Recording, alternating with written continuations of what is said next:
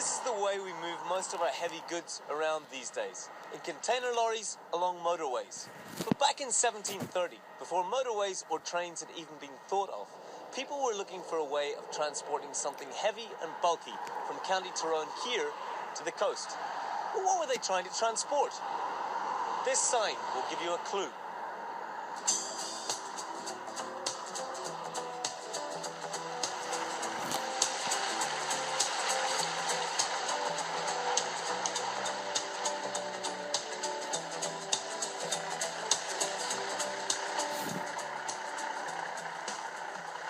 Black gold.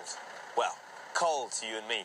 But people used to call it black gold because it was such a valuable fuel. And lots of it was discovered deep underground between Coal Island and Dungannon. Coal is bulky and heavy, and the coal mined here in County Tyrone had to be carted all the way to Newry before it could be shipped to the capital, Dublin, to be sold. That difficult journey made Tyrone coal expensive. Can you imagine a poor old horse having to pull a cartload of coal over rough, bumpy roads all the way from Coal Island to Newry? A horse can haul 1 ton of coal over land, but if you load the coal onto a floating barge, the same horse can haul 70 tons.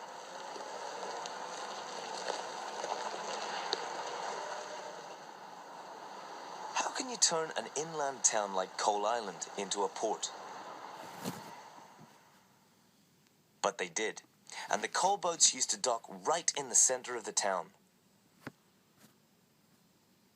Look at all the blue bits on this map of Northern Ireland. There's Lough Neagh, bang in the middle, and some of our biggest rivers.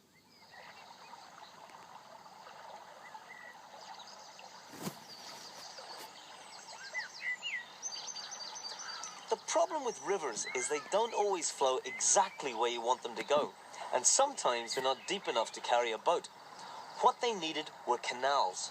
But where were they going to build them? Somewhere reasonably level. We'll mark the mountains on the map in green, and now we can see that there are corridors of lower land running from the corners of Lough Neagh towards the coast. Ideal places to build canals. Primary 6 in Clog School have been tracing the story of their own Newry Canal. I went with Sean Patterson, their teacher, and some of the pupils to find out what state Newry Canal is in today. This is one of the old locks on the Newry Canal. The wooden gates have rotted away, but you can still see how well the stonework was built.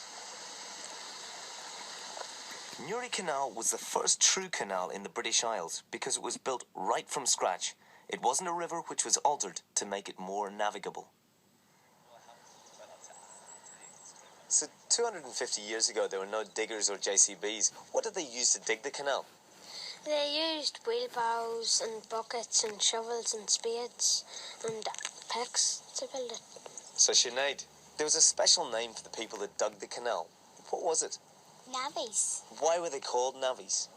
Because they were building a navigation. What did they call the boats that used the canal? The names of the boats were lighters. How was the lighter moved along the canal? A horse pulled it. So once they built the canal, they had to fill it with water. Where did the water come from? The water came from a couple of different sources. The main source was a reservoir or lake called Lough Shark. So Sean, if I'd been bringing a barge from Lough Neagh to Newry, how long would it have taken to pass through the Newry Canal? It could take you up to 2 days. You had 14 locks to pass through, and it depended very much on the weather because the journey from Newry to Scarva was slightly uphill, and in heavy rain there was a strong current which made it hard for the horse to pull the barge.